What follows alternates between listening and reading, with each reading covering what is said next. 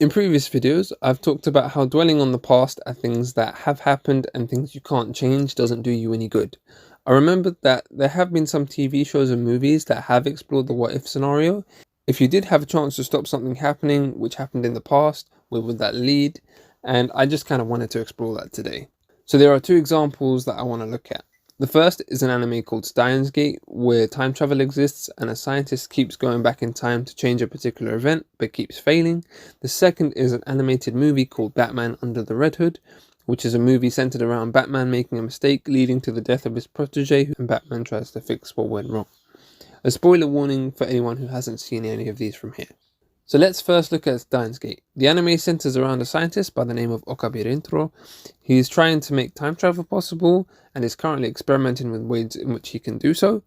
He builds a time machine out of a microwave and a mobile phone, but as he knows it's in its very early stages of development, he opts not to use it until his sister is killed. At that point, he becomes obsessed with saving her, so without thinking, he runs to the time machine and goes back in time to do so.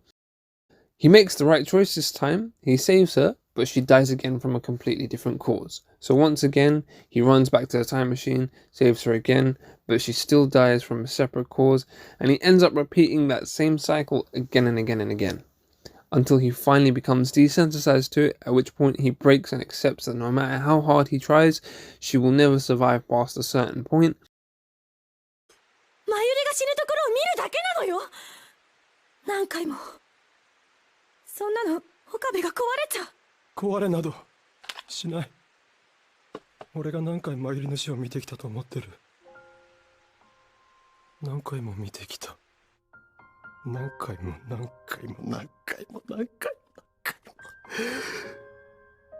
も。もうそんなもので心が壊れたりしない。何度繰り返そうが同じ。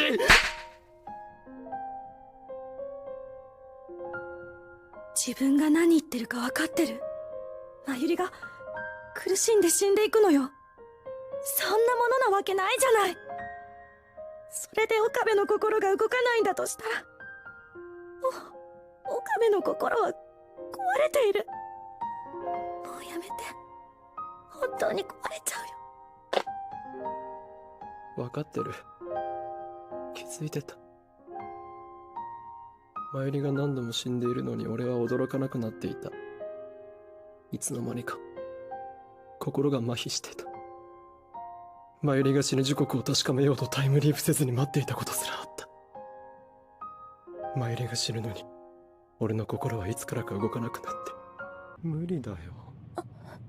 マユリの時と同じなんだよ。どんなにあがこうが結果は変わらない。クリスは死ぬんだ。どうしてたった一回の失敗で。一回バカ言うな。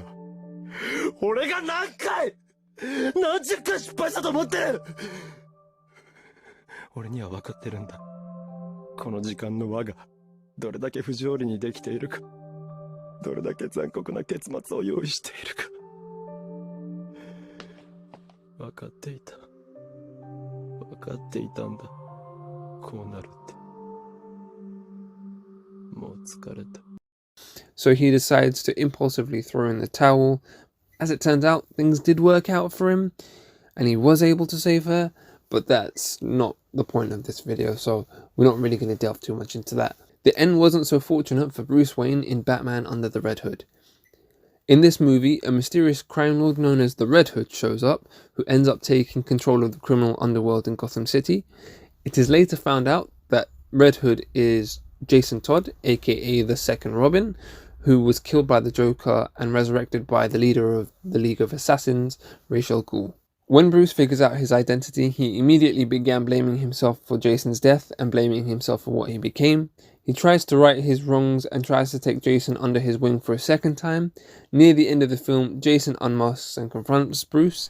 Bruce, I forgive you for not saving me. But why? Why on God's earth? Is he still alive?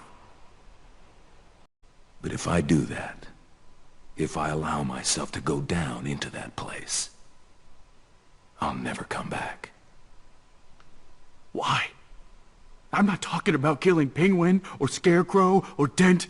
I'm talking about him. Just him. And doing it because because he took me away from you. Bruce refuses to cross that line. Jason dies a second time, this time by his own hand. Once again, the outcome he was trying to prevent came to pass. Alfred asks if Bruce wants him to take down Jason's Robin suit off display, to which he responds, No. This doesn't change anything. It doesn't change anything at all. this doesn't change anything. The status quo stayed the same, despite the second chance. In Okabe's case, the many chances. What that shows is the mistakes made can't be rectified as if nothing happened. There's no do-overs, no extra shots at an opportunity. You've missed it, and that's part of life. It's part of the human experience. The important thing is what you've learned from that experience. What did you gain? How could you do better next time? But without tying yourself to the outcome. As long as the journey is fulfilling and you're adapting in some way, that's what counts. As Rocky puts it, but it ain't about how hard you hit. It's about how hard you can get hit and keep moving forward. How much you can take and keep moving forward. That's how winning is done. thank you very much for sitting through the video. If you liked it, please leave a comment, and see you around.